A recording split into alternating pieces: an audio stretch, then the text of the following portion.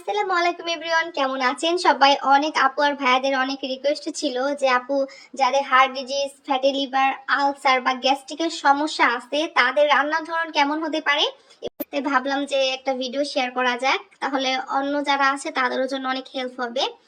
এখন যে রান্নাটা করে দেখাবো, এইভাবে আপনারা মাছ সবজি রান্না করতে পারবেন। তো এই জন্য আমি এখানে সবজি নিছি, ধুন্দুল নিয়েছি।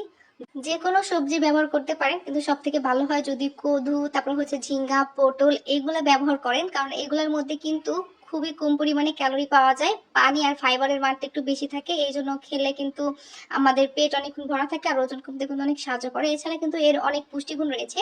রান্নার জন্য প্রথমত আপনাকে চুলার আঁচটা লোতে রাখতে হবে। দেন তারপর আমি এখানে 1 চামচ সরিষার তেল দিয়েছি। অবশ্যই সরিষার তেলটা ব্যবহার করবেন, একদম অরিজিনাল খাঁটি সরিষার তেলটা। দেন তারপরে আমি ছোট একটা পেঁয়াজ দিচ্ছি, আর এর মধ্যে একটু রসুন, একটু জিরা দিয়ে এটাকে ভালো করে ভাজা ভাজা করে নিতে হবে। কারণ যেহেতু আমি চিংড়ি মাছ দিয়ে ধুন্দুলটাকে রান্না করব, এই জন্য আমি একটু রসুন আর একটু জিরা দিছি। আর যদি মাছ না দিতাম তাহলে সবজিটাকে কাঁচামরিচ, লবণ, হলুদ দিয়ে আমি সবজিটাকে রান্না করতাম। যে কোনো সবজি রান্নাতে সবসময় কাঁচামরিচ ব্যবহার করবেন। শুকনো মরিচ যদিও ব্যবহার করতে মন চায় তাহলে অল্প পরিমাণে দিবেন, আমি যেরকম একটু হলুদ দিছি ঠিক ওই রকমই দিবেন। মশলাটাকে ভালো করে কষানোর পর এখন দিয়ে দেবো মাছ।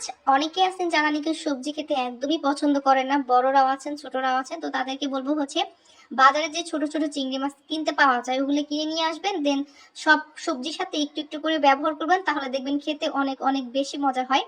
আমি এর থেকে আরো ছোট চিংড়ি মাছ খুঁজছিলাম কিন্তু পাইনি।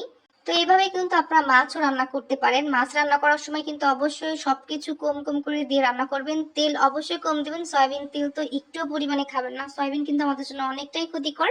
একটু আগে যে আপনাদেরকে এতগুলা রোগের নাম বললাম না, এগুলা কিন্তু হুট করে হয় না, এগুলো হইতে কিন্তু অনেক সময় লাগে। 5 বছর, 6 বছর, 7 বছর এমন সময় লাগে।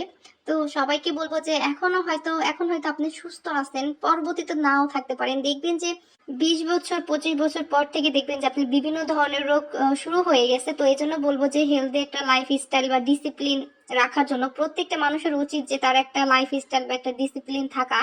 যাই হোক, তো রান্নাটা কিন্তু কমপ্লিট করে নিলাম। আর এই রান্নাতে কিন্তু আমি একদমই পরিমাণে পানি দেইনি, কারণ ধুন্দুল থেকে কিন্তু এমনি পানি বের হয়। এছাড়া কিন্তু হলুদটা একটু কম দিছি, কারণ সবজির কালারটা আমার কাছে ভালো লাগে, সবুজ সবুজ কালার। আমি 2 দিন ধরে দুপুরে সাদা ভাত খাচ্ছি, কারণ বাসার থেকে এখন পর্যন্ত চাল আসে নাই, লাল চাল। এই জন্য ভাতগুলোকে এইভাবে রান্না করেছি। কে বলতে পারবে এই ভাতের রেসিপির নামটা কি? এটা খেতে অনেক মজা লাগে আমার কাছে, কিন্তু সাদা কার্বোহাইড্রেট খাবার বেশি খাওয়া ঠিক না। আর যদি এই ভাতের রেসিপিটা চান তাহলে অবশ্যই শেয়ার করবো। তো আসলে সবাই ভালো থাকবেন, আল্লাহ হাফেজ। আর ভিডিওটি ভালো লাগলে লাইক করুন, শেয়ার করে দিবেন।